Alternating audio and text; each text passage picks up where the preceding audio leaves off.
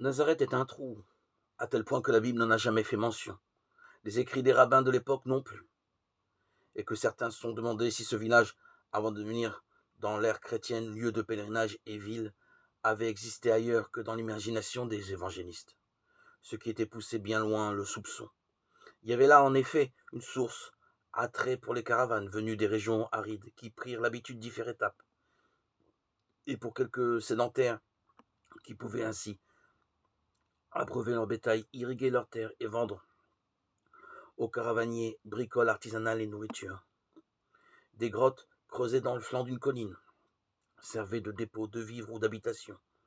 Des maisons s'y ajoutèrent bientôt, à la mode du pays, c'est-à-dire bâties de briques, debout, basses et sans confort, surmontées d'un toit en terrasse, fait de branchages tressés, posés sur des chevrons et recouverts d'argile.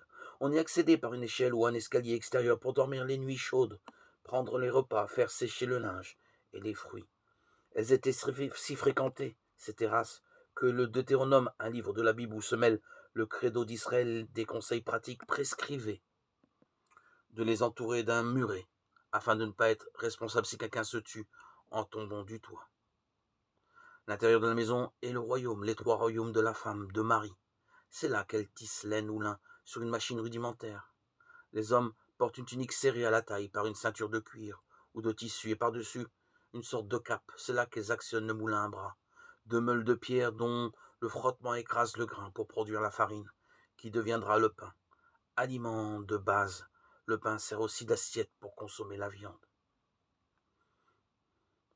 On mange avec les doigts peu de viande en vérité, sauf dans des grandes occasions, où l'on se régale du veau gras et de l'agneau du sacrifice.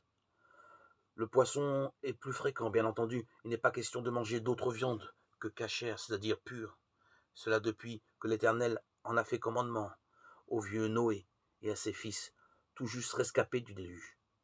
Mais la chair, tant que le sang lui donne vie, vous n'en mangerez pas. Et aussi votre sang. J'en demanderai compte à tout animal et à tout homme. À chacun je demanderai compte de la vie de son frère.